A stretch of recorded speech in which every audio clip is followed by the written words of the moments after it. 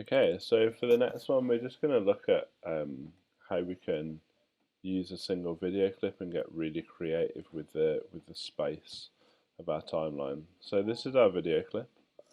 Um, Again, you can go and grab one from Pexels. In particular, what you're looking for is, well, it doesn't really matter what's going on. I mean, a fixed camera definitely helps with this scenario of what we're going to do in this tutorial. So try and find a video clip where the camera's not really moving. And this goes on a bit, so I don't really want it at the point that it goes off to the ocean, so I'll mark that as my out point, and I'm just going to drag that down, and I'll close Teams while I'm at it, because that's just going to keep making noise otherwise. Okay, so I've got my video clip on the timeline. Yeah, I'm pretty sure that we're all going to be happy with that so far. It's not anything new. What I want to do though is I want to start kind of tweaking it in between the lines a little bit, so to speak. So the last tutorial you did, we were looking at a zoom and crop. We're going to do something similar with this one, except we're going to have lots of them. So I'm going to hold down the Alt key and I'm going to drag the video clip up, and that's going to make me a second video layer. And on this video layer, I'm going to scale it up. Now, I know we spoke about pixelation, and that's okay. I'm just going to use that first image as a reference. Does the balloon stay in the middle? Yeah, yes it does. And I'm going to take that one up again, so it's duplicating it again. I'm going to take that one down to 30%, so it's much smaller. And then I'm going to take that one up, and I'm going to go 250% on that one, so it's really big and in your face. Okay, wonderful. That's it so far. So, I mean, it's not really doing a lot. I fully appreciate that. What I'm now going to look to do is start dividing the screen up. So I'm going to take this one here and I'm going to move it over. Yeah, I'm going to put that one on the right actually. I'm going to put it down a little bit. And just see how much motion I get in part of the screen. Because what I want to do is I'm going to use that lamppost there as my crop line. So we've done this before last week, so we're going to do it again because for one, it's good for reinforcing learning, and two, it's just a really cool technique. So I'm just going to use my pen tool. I'm going to use that to make my mask. Go around the outside and go back to the start. And then instantly other things appear underneath it, and that's because I'm just going to turn the mask feather off because I want a straight line. I'm just going to turn off all my other layers. So there's the mask that I've made. I actually want to just bring that over just slightly, just tuck it in a little bit, just make it a little bit neater. And then underneath that, I'd got this really small video layer. Underneath that one, I'd got a big one, and then underneath that one, I'd got the normal sized one. So let's now move on to this one. I'm going to start by moving the actual position. So I'm just going to click on the motion, and I'm going to move that, and I'm going to have that full, just like that, just playing up in the corner. And then the third one is at 151%. So I'm going to move this one, and I'm going to have it, yeah, I think I'm going to have it there. And I'm going to mask this off just in a straight. In fact, do you know what? I'm going to rotate it as well, just to play with that a little bit further as well. Let's just move it again, just shove it over to there. And again, I'm gonna use this line just as my guide. You don't have to. You don't have to use a line like this. It's just something that I quite like doing. I'm just going to turn off that video layer, so still didn't help me.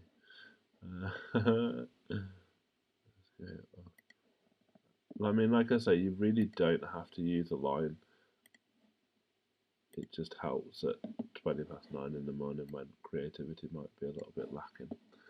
Let's turn that one back on, and then finally, this video clip here, which should be at 100%, is visible in that bottom corner. So if we play that sequence through at this point in time, I mean it's definitely buffering and struggling with the screen recording going on, but you can see that there's lots of layers of the same video. Now the trick to make this work really nicely is now if we start What I'm doing, I'm just trimming the starts of these clips, and then I'm going to whack them all back to line up. So what they're now doing is they're all playing out of sync with each other. Again, I'm not going to bother trying to play it because it's just going to stutter. So we end up with something that's quite, each clip becomes different from the last. So we get this kind of overlay, but it's not perfectly in sync.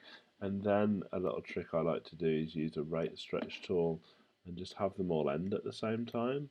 So then not only do they all start at a different time, but all the speeds are different, and then they will actually all end at exactly the same place, which is quite a nice thing to do.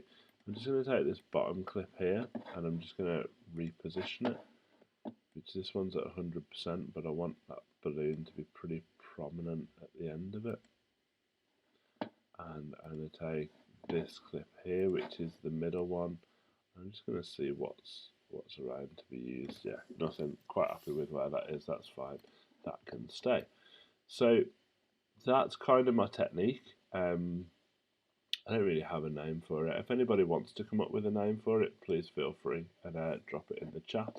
There's one last thing that I like to do with an effect like this, which is I go into my graphics area, and we're going to make a new graphic, and we want a rectangle, and it's just, I mean, you can see the rectangle on the screen, but this is the layer.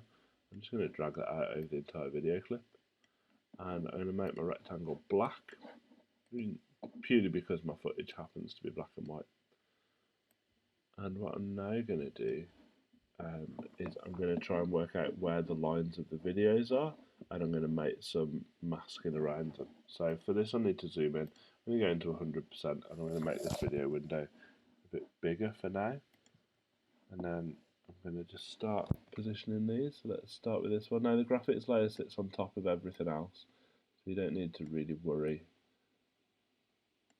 about it being in the wrong place. Come on. Okay, so I can move over that easily. I'm just going to have to reshape it that way. And stand it down.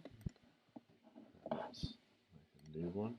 I might just be able to duplicate that actually. Yeah, let's get a few of these on the screen. We're going to need quite a few for this. Just making that window bigger. So let's bring that over there. Is that our rotation? There's our rotation. Oh, that's our anchor point. That's makes it a little bit more difficult. Let's put the anchor point in the middle. Will it let me? Will it even let me do that? Like an Alt key to move that? No. Command key to move that? No, it's just not going to let me full stop. Drag it around by its anchor instead. I mean, I could move the anchor point, it's going to make me go back into that submenu, and I'm quite happy. What you guys can't see right now is me leaning towards the screen and squinting, trying to get that line straight. It's so close, that'll do, it's close enough for me. Okay, there's one. Let's take this bar out here, and I can just about see the second one there. Excuse me. So I'm just going to rotate that to just try and match that line. Everyone's thinking, damn, James did that well. No, that was purely a fluke. I'm not going to take any credit for that. Incidental.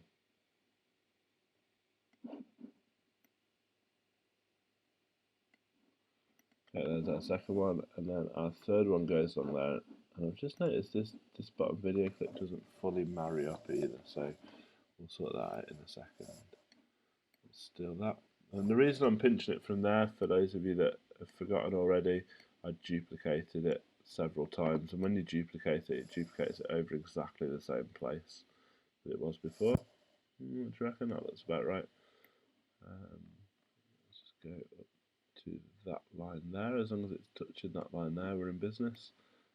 Let's extend it out that way. It's a bit too fat for my liking, so let's just nudge it in a little bit. It might be sticking out the top there. Oh, definitely don't want to do that. Let's go in further. It's just going to be pixels now. So H for the hand tool, And then V for the pointer. Yeah, you can see it's just sticking out over the top there. There we go. Let's come back to 100%. That creaking was me also moving back on my chair at exactly the same time. That looks kind of good.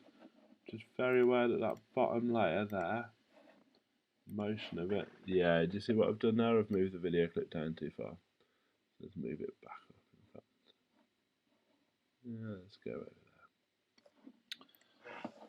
And you know what? I kind of like that. That's pretty nice. I mean, it's not going to play while I'm screen recording. So what I'll do is I'll just add a little export of this onto the end of the recording so you can see what we've made. But that's your challenge. I want you to take a single video clip from a static camera point, so the camera's going to be fixed. And then I want you to duplicate the video. I've gone for 4 times. I want you to change the scales of the different clips. Use your masking tool on the opacity to change the shape and try and create a video in a similar style to what I've done here. Good luck, and again, post your results online for me.